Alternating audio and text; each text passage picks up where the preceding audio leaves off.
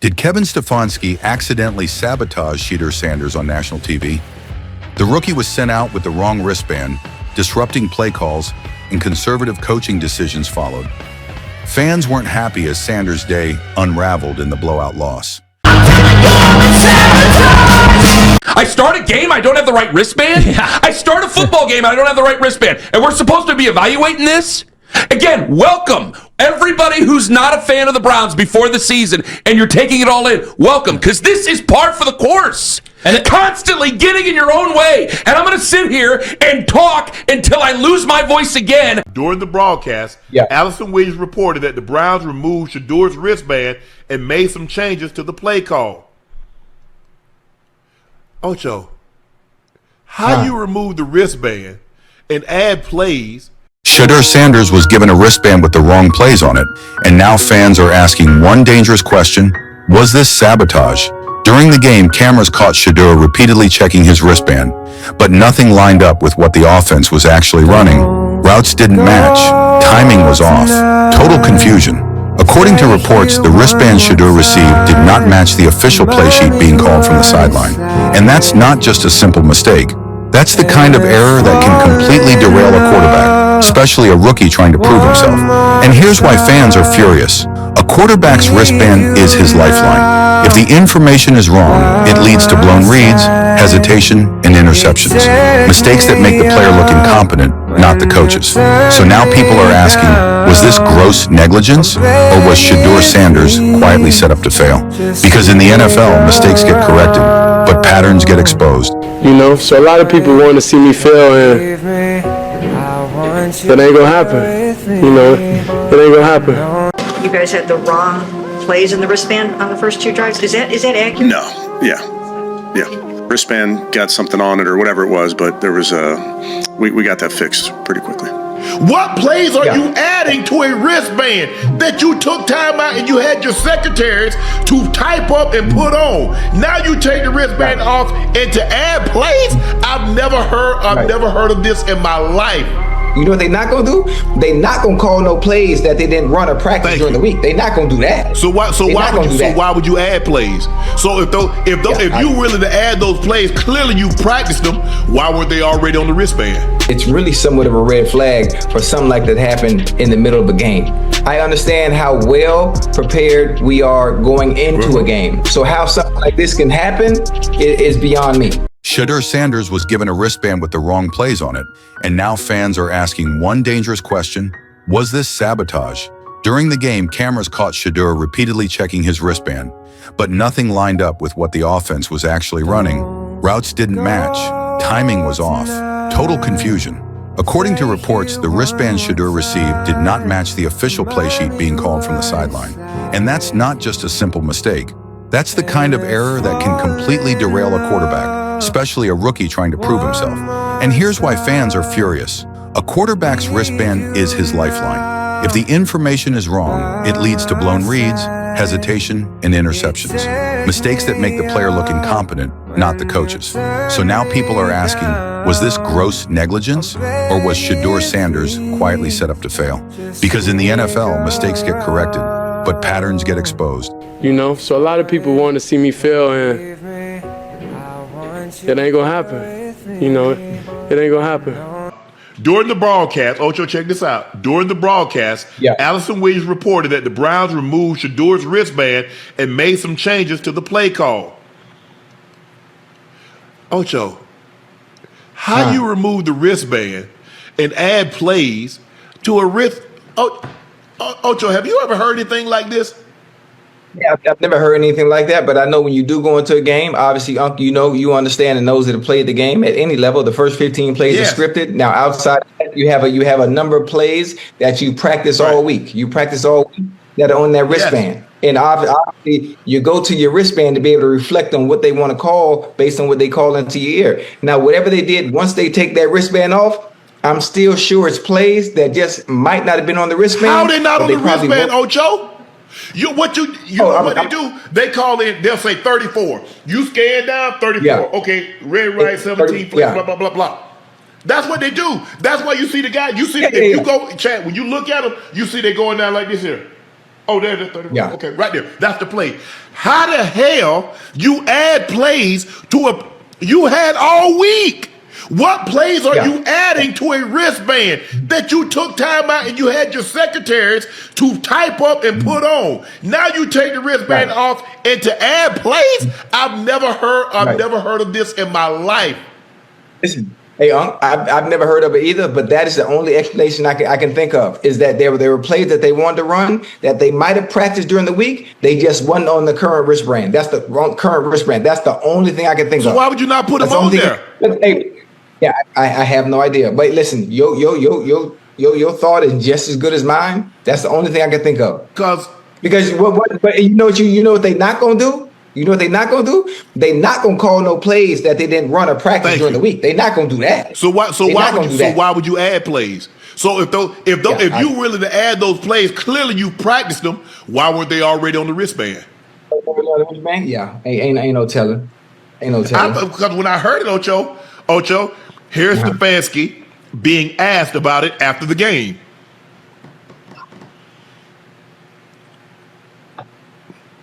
Early on, was there something wrong with Sanders' wristband? Yeah, there was a miscommunication early. I think they mentioned that you guys had the wrong plays in the wristband on the first 2 drives. Is that accurate? No. Yeah. There was something. I don't know if the wristband got something on it or whatever it was, but there was we got that fixed pretty quickly. Ocho. So Saturday morning is the last official wristband that you're gonna get. Right. So that's what you're gonna have. That's what your first 15 plays, the first 15, you already know what they are. You walk through those. You talked about them the night before. The quarterback coach has gone over those with Shedeur. These are the plays, the first 15 plays that we're going to call. This is a first down play. This is our second down play. This is our third down play. This is what, X, Y, and Z. This is our red zone play. This is our goal-to-go play. That's all on the wristband. There might be 150 plays on the wristband, and he'll tell you play 76. So you got 76. Okay, 76. Okay. But I've never heard anything like this because they asked him what the wrong plays on the wristband. He said, no. So I don't know what to make of this, and I don't want to make it seem like we're trying to make excuses for him. But I've never heard this before, Ocho. I really haven't. I haven't, and it's really somewhat of a red flag for something like that happen in the middle of a game. In the middle of a game, we as coaches, I'm talking about we as coaches, but as players, I understand how well prepared we are going into a game. So how something like this can happen is beyond me, especially at the NFL level. At the NFL level, preparation. Man, listen, there's one thing you would never be able to question about all 32 teams is the way they prepare in a week and preparing for an opponent. I've never heard of this before, and I don't know how it happened. We don't know why it happened. But if I'm Jimmy Haslam, I'm going to need some answers. Yeah. I'm going to need some answers. I want to know how, for the first 2 drives, the wrong plays were on the sheet. And we had to take the wristbands and make some adjustment to it. I need to know why. Have your coaches ever had a situation do you know about where they had to change the the wristband because the plays that they gave the quarterback were the wrong plays, or the plays they didn't want to call, or something like that? Because I need to know why.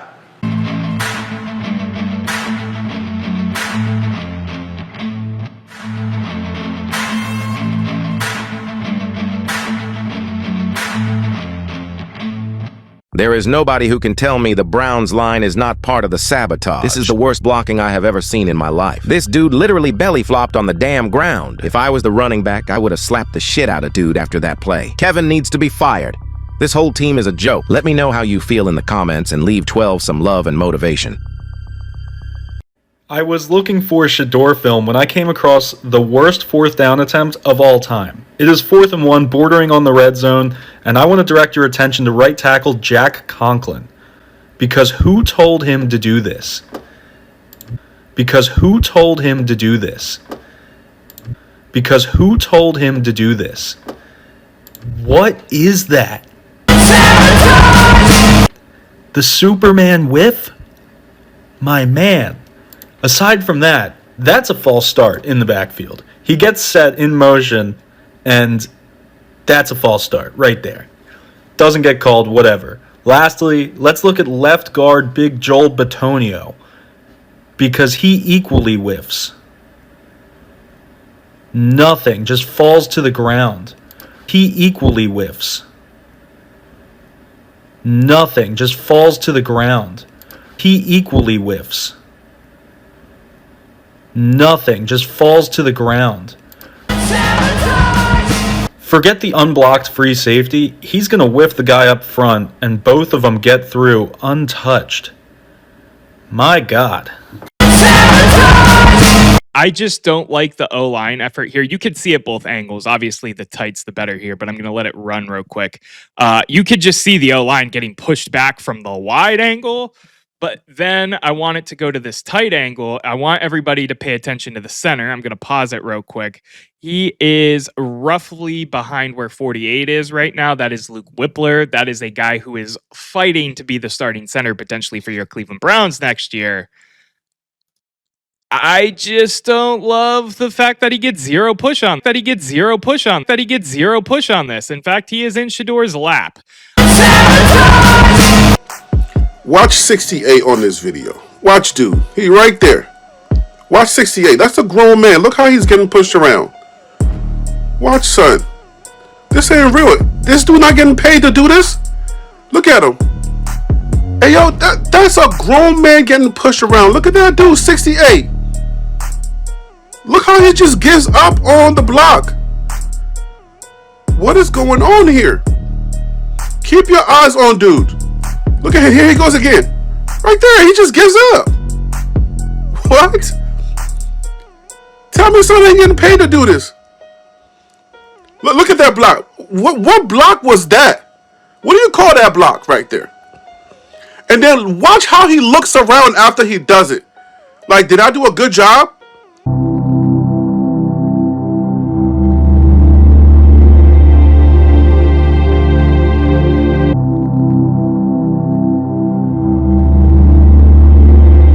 This was the most obvious display of corruption I've ever seen. The NFL needs to launch an investigation into the end of this Browns versus Raiders game. Vegas called the Browns and told them to punt on the opponent's 29-yard line. With less than a minute left in the game and the total at 34 points, the Browns decided to punt on 4th down instead of kick a field goal even though they were well within range. You might be asking yourself, what's the big deal? Well, the over-under going into the game was set at 36.5, and this field goal would have caused the over to hit. And over 70% of the money going into the game was on the over. So if this field goal was kicked and made, this would have lost Vegas millions.